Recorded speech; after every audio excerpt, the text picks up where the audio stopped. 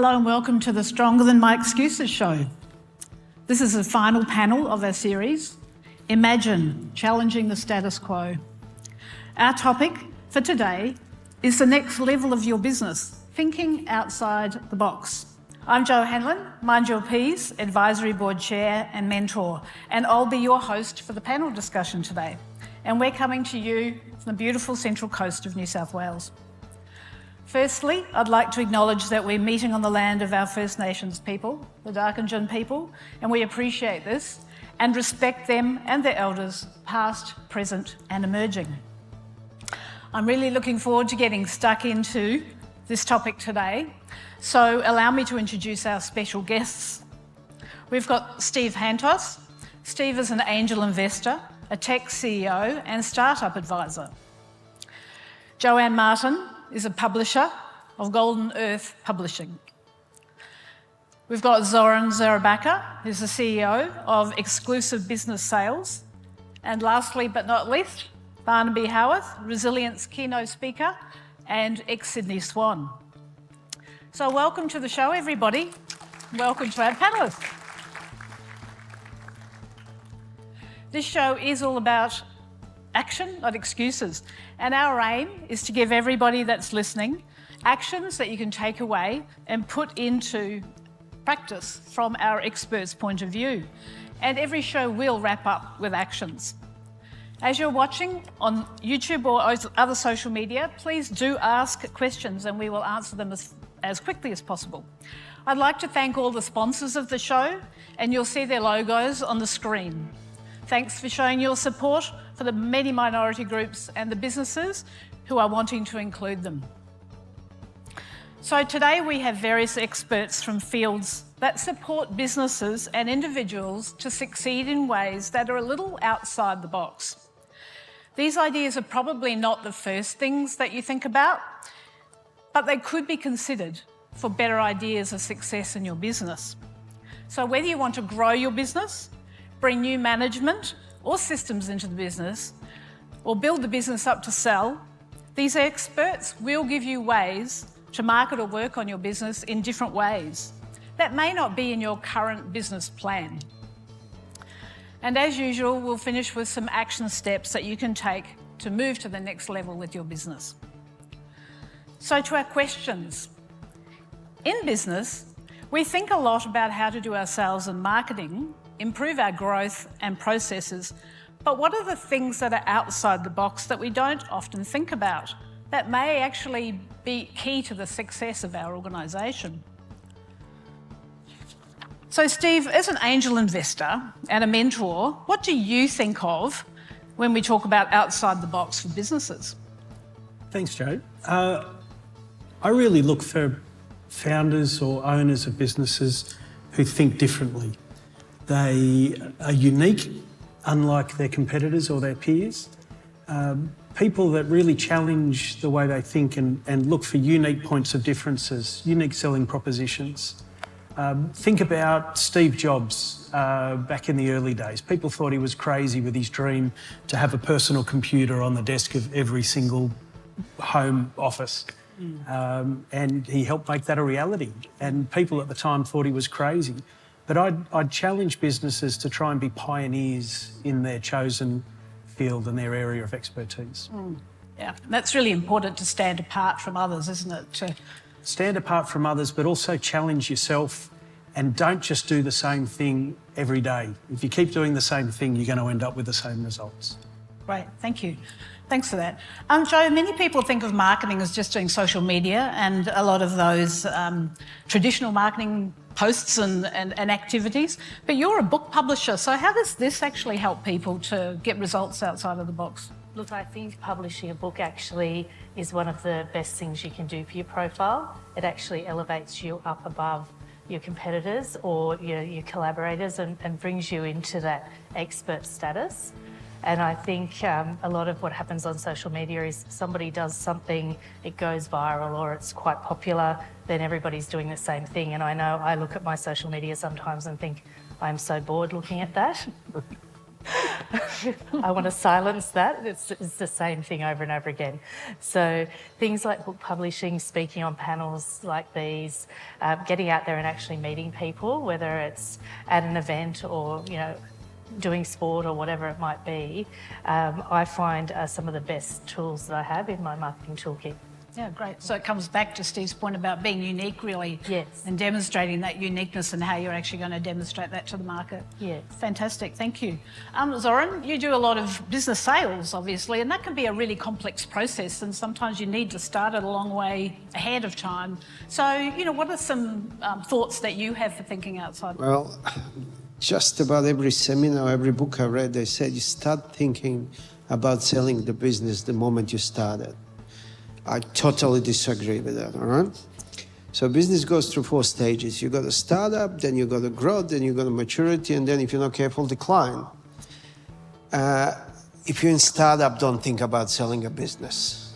Focus on running a business, pay that deal, pay that bill, stay active, stay afloat. Then figure out when you want to sell the business. The best time is a kind of growth and maturity.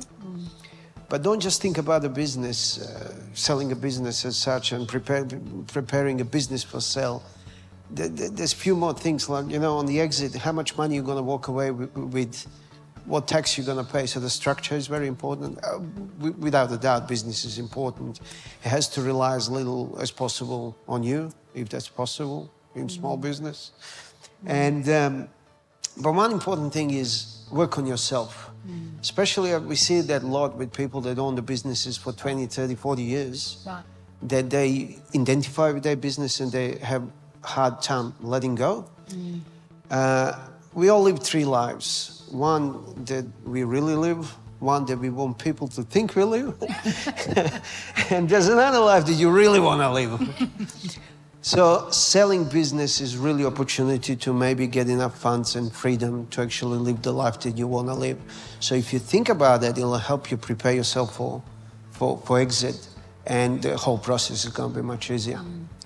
So it's a little bit like some of the speakers were talking earlier in the day about finding your purpose and really being clear on that purpose, which would help probably you realise when it's a good time to hop out. You need a purpose for business, but you need a purpose for yourself.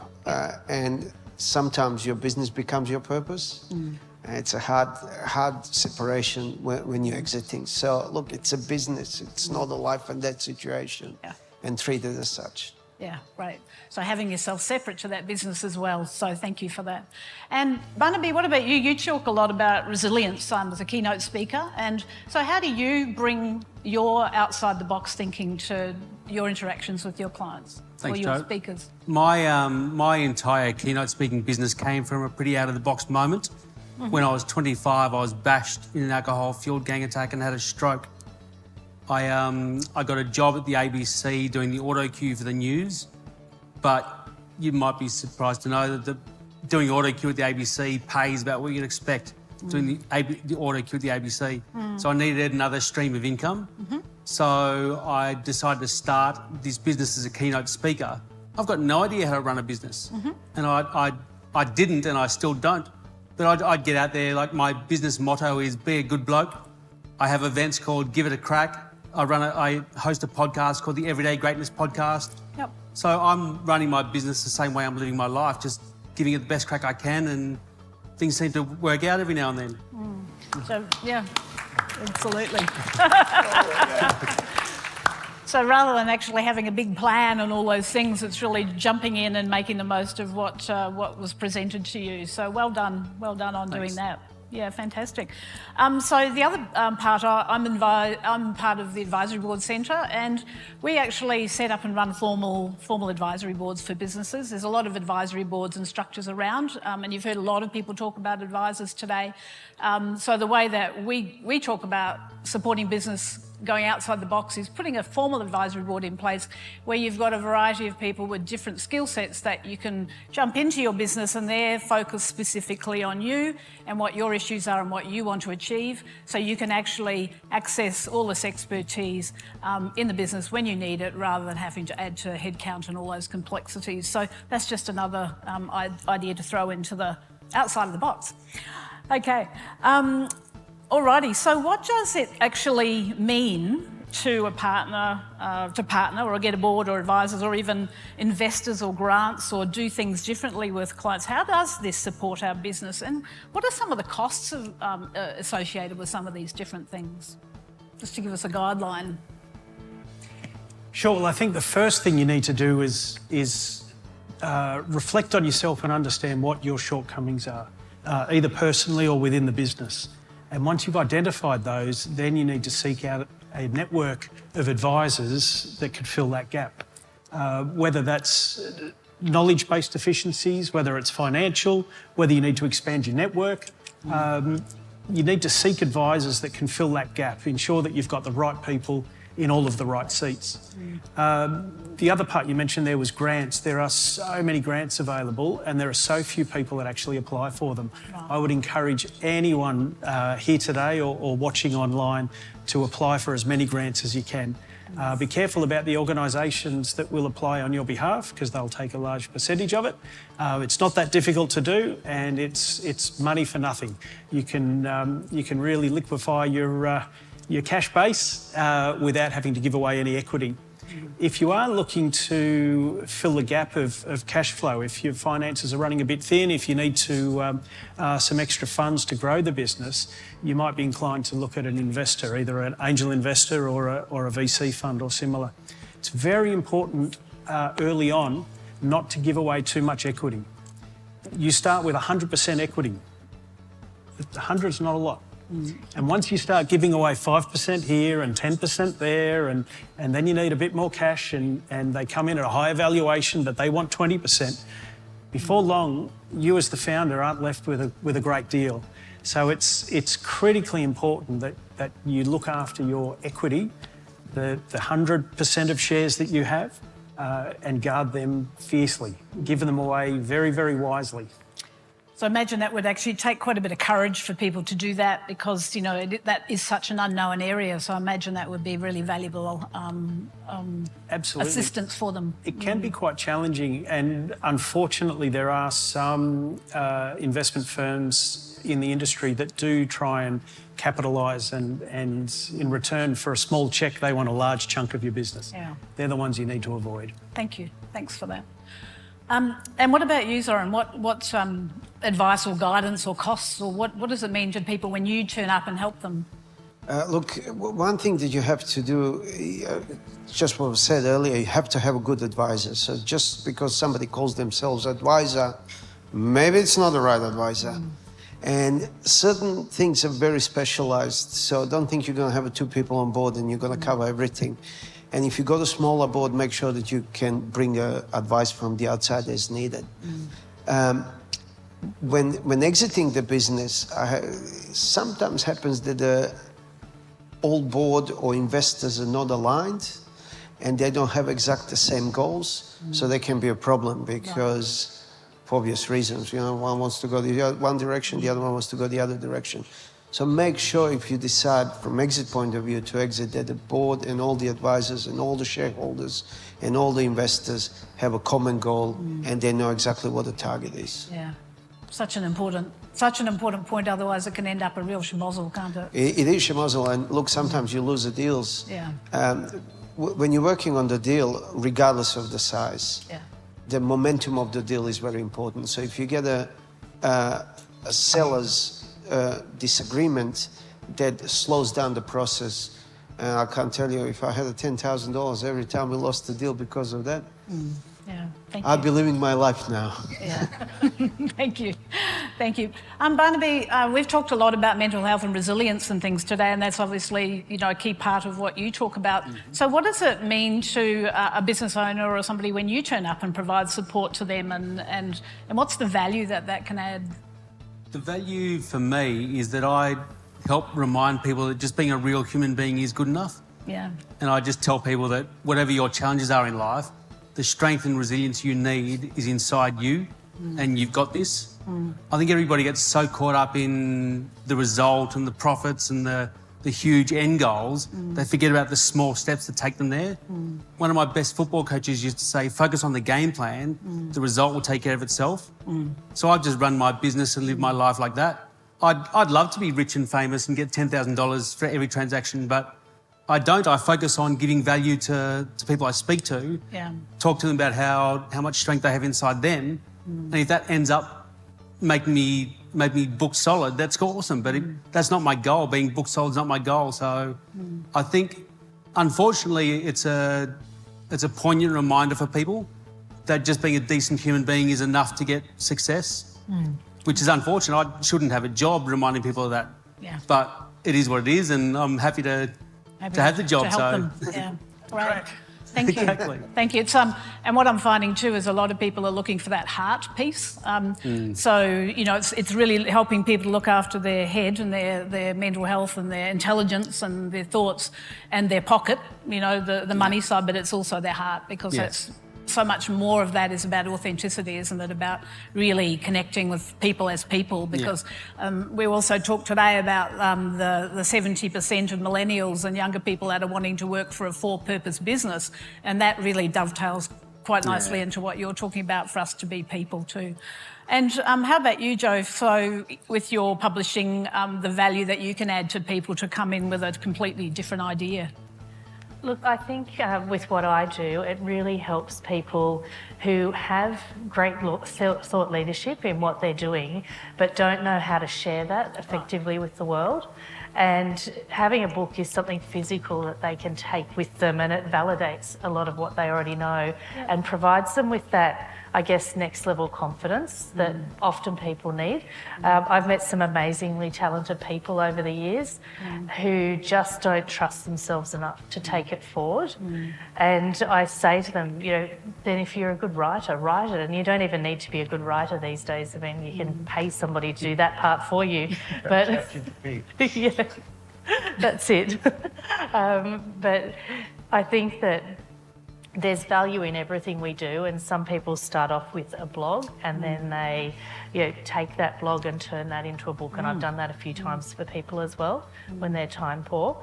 But I think it's just really about doing things differently and looking at what your point of difference is and how you're going to share that.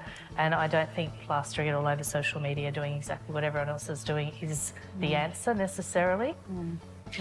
The other thing I noticed too, there's so many books out there, but what I find is that it's like a business, right? We relate to different people depending on our audience. Yes. And by putting our book out there, that might just get to some person that somebody else's book didn't actually appeal to. So I imagine that would be really valuable. Thank you. Thanks for that.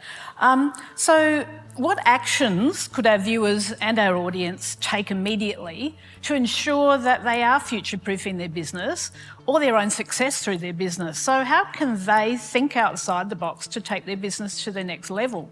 So putting this into practical terms and some key steps. So Barnaby, how about you? What do you suggest to your clients? I've found the most successful people I've come across are just good, genuine human beings at business and at home. So my advice would be, don't think you need to be a different person in business to get that hard deal, to be that ruthless operator, to get the big profits. Be the same person at home as you are in business, and you've got it. Whatever success you get will be based on the accumulation of the small goodness you put back into the world as a human being. So don't think you need to be somebody else. Yeah, what lovely advice it is about, and a breath of fresh air, right? Don't try and be somebody you're not, try and be somebody, what's that saying? Be yourself because everyone else has been taken. Exactly right. So, you know, really nice to just be so authentic and have the permission to do that. So thank you, that sounds like great advice. What about you, Jo? What advice and practical steps could you give to people that are looking to maybe publish a book? Look, I think that there's serendipity that's at play a lot of the time, and sometimes it's that unexpected encounter or just that seed of an idea that you can take forward, and people often don't run with those things. So really, you know, looking at how you are different and what value you can add, and then, you know, what the channel is. So a book's not going to be the channel for everybody. Like that's just how life is. But for, you know, somebody like me, I've utilised that to position myself differently, and I guess take, you know, a corporate career and turn that into a business, because I've got all that background in marketing and communications and things globally, and I can channel that through what I do with the books. But I do think it's really about you know, as a couple of others have said, really looking at you and what you bring to the table, Right. and then picking what works for you. And there's other people that can assist and help with crafting and editing the book. I know a number of Yes. people that have published their books and they say, I don't know how to write a book, but they've had book coaches essentially. So Yes. that type of thing is in the supply chain or in the mix, I guess. Yes, I mean, look, today there's somebody offering the exact service that you need. It's just about finding the person that you resonate with in order to bring that to life. Yeah, right. And I do that in a number of areas of my business with different skills that I don't necessarily have, but I know that I need to be successful. Yeah, great. Thank you so much. That's it. And what about you, Steve? What are some practical steps that people could, use to get to understand about it, what investment opportunities there are to assist them, or advisory services, or what? What do you advise? I think one of the key things that I look for is a company that has strong foundations. And by foundations, I mean those fundamentals in business that you learn about early on and then you forget about because you get busy, you start focusing, you're working in the business and you're not working on the business so much. So if you look at it like a construction analogy, you always start, you dig a big hole in the ground, you build a very strong foundation. Once the foundation is there, that will support the skyscraper as tall as you want to build it. So strong foundations in any business are fundamentally important for longevity and scalability. The other key thing is not to get so caught up working in the business. Make sure you lock away some time every day to focus on the business. Right. So think like a manager, think like an owner, and have a look at your systems, have a look at your procedures, make sure things are documented. Try and do yourself out of a job if you can.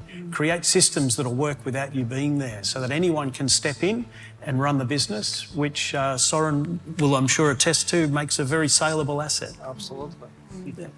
Which is, it's that strong foundation that gives people that are looking at the business confidence, isn't it, to actually go, this is not built on sand, this is actually built on concrete, by concrete, with concrete reinforcing. So, it's a better deal, I guess, or a better option. Absolutely. The other key takeaway that I'd like people to think about is we're going into a bit of economic uncertainty at the moment. Customers are tightening up on their spending, interest rates and inflation are heading up. In this kind of economic uncertainty, cash is king. I would highly recommend that any business owner keeps a close eye on their cash flow and their cash reserves.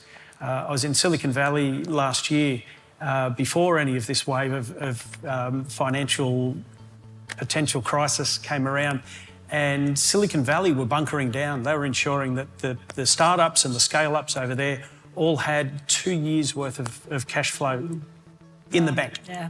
And I'd encourage people here just to really concentrate. Don't go spending for the sake of spending. Cash is king at the moment. It is, cash is king, absolutely. 2 years. Okay, there's probably not a lot of people that would have that, so we'd better start saving, right? Yeah. Zoran, thank you for that. Zoran, for you, some practical steps that you could give people to get ready for selling business. You don't have to have a cash for 2 years. You Yeah. just got to have some spare cash Yeah. during 2 years. But it's definitely, we're getting into tougher time. Well, definitely, that's a bit overstated, but it looks like we're getting into some tough times. So you got to be prepared to that. But it doesn't mean that you stop working on the business and innovate.